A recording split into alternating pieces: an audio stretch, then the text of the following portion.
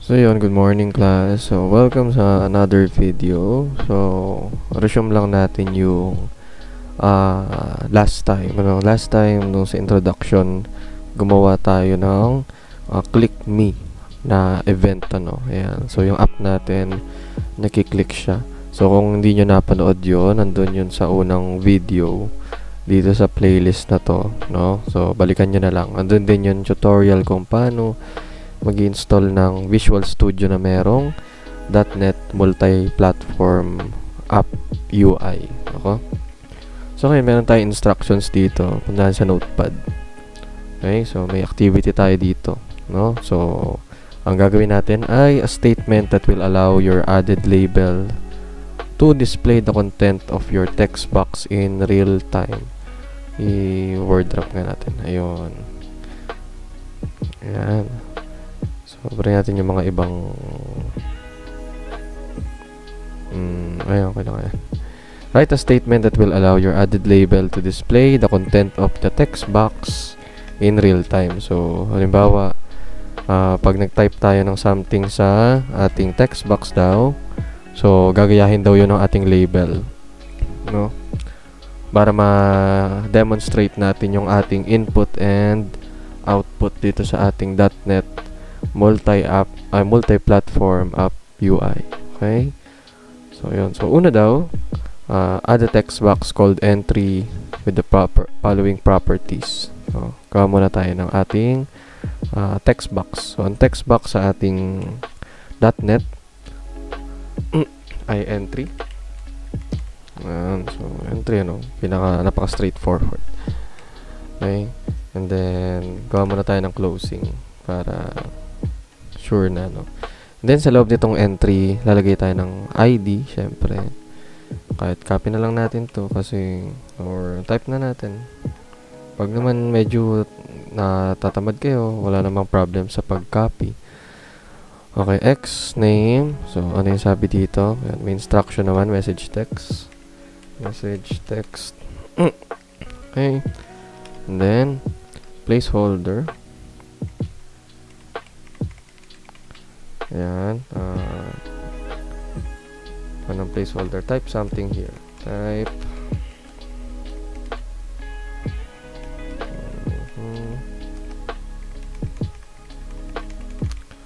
Okay. So, run muna natin to. Hot reload natin yung ating app. Meron tayong entry, dinagdag na merong placeholder na type something here. So, ano yung placeholder? Malalaman natin yan pag run ng app. Okay? Okay, so may lumabas na ditong entry na may nakasulat na type something here, And then, pag nag-type tayo, nawawala bigla yung ating placeholder. Kumbaga, iyan yung notice or notice kung ano yung gagawin natin dun sa text box. Kadalasan nakikita natin sa mga Facebook, sa mga ibang social media or sa ibang forms na nagre-require ng email password, may text box na kasulat, write email here, write password here. Ganun, try natin. Email. Sobrang common natin nakikita nas ganito.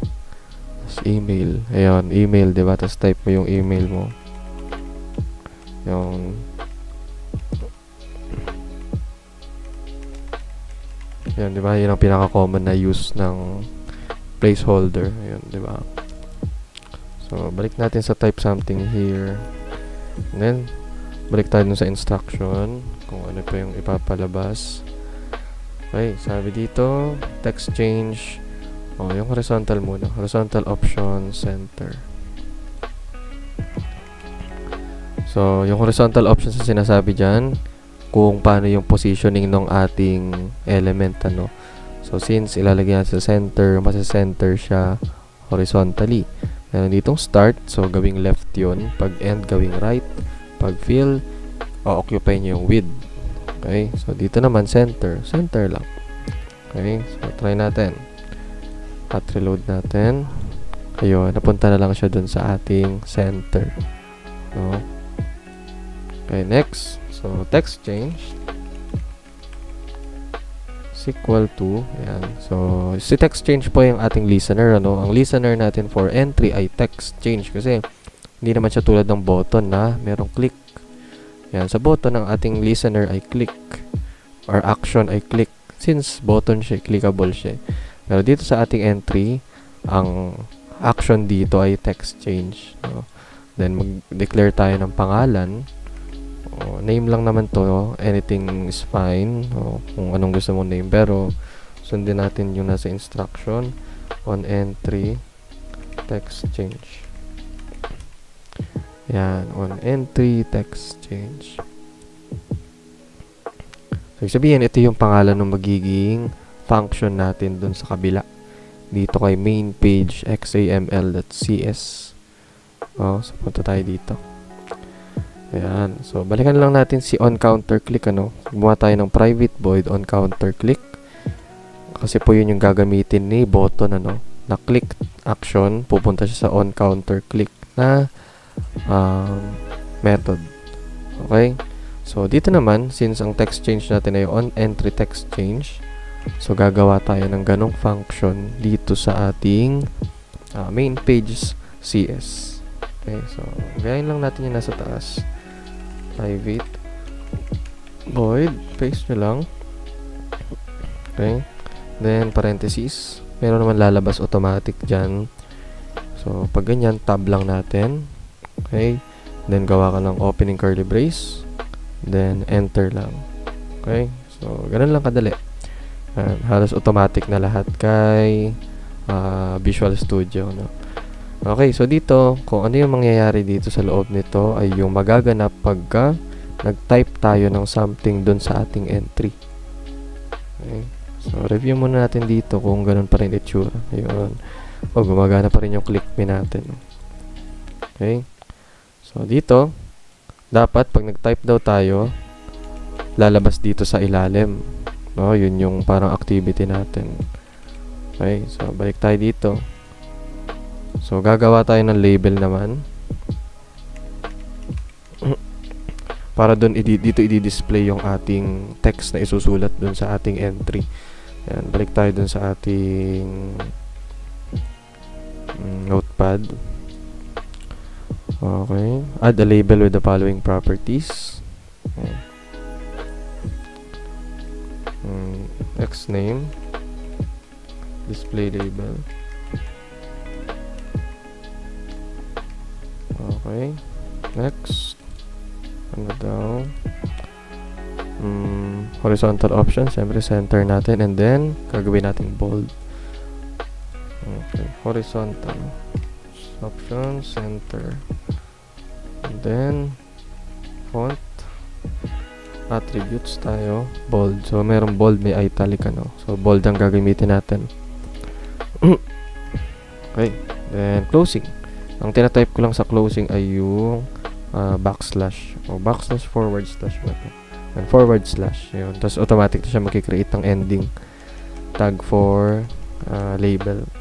Okay, so meron tayong entry na ang ID ay message text, may placeholder, merong naka-center siya, tapos meron siyang event na on entry text change. While sa label, ang ID niya ay display label, naka-center siya, and then naka-bold din daw yung text. Okay, so balik tayo dito sa ating main page.cs. Remember, yung ID natin for label ay display label. Okay, so balik tayo dito, type natin si display display label. Ayan, ito naman siya, label. Okay, tapos dot, lagyan natin ng dot text, no? Ibig sabihin, i-manipulate natin yung text ni display label. Sino ba si display label? Si label natin na to. Okay? And then, kukunin natin ngayon yung text na kay message text, na kay entry, na ang ID ay message text. No? So, display label.text is equal to message text dot text, diba? Ano lang, as simple as that lang. Sabihin, sino si message.text? Eto siya, si entry. Ang ID natin sa kanya ay message text. Meaning, kung ano yung itatype daw natin sa entry, okay, yung text na itatype natin doon ay mapupunta kay display label. So, di ba? Isang line lang ng code. Then, makakapag-perform na agad tayo ng ganong action.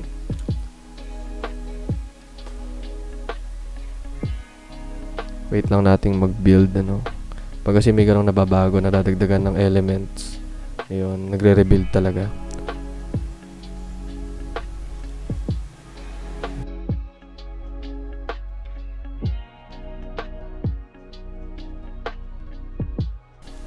Ayun, okay na. So, ayan na, nandito na yung ating click me. Ayan, gumagana pa rin naman siya. Then, ito na po, moment of truth. No? So, type natin yung hello world. Hello world. Okay, so kung ano yung itinatype natin sa ating text box ay lumalabas dito sa ating label. No? Paano nangyari yon? Dahil dito sa ating private void on entry text change. Ayan. Type tayo ng mga ano po yung ayun, di ba? Sobrang responsive naman, ano? Okay, so parang naliliitan tayo, medyo gusto nating lakihan yung text ng label.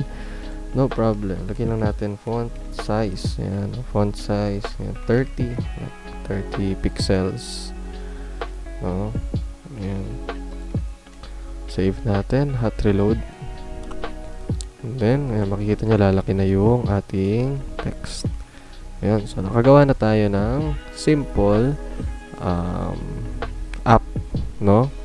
That will allow your label to display the content of the text box in real time. Okay. Thank you.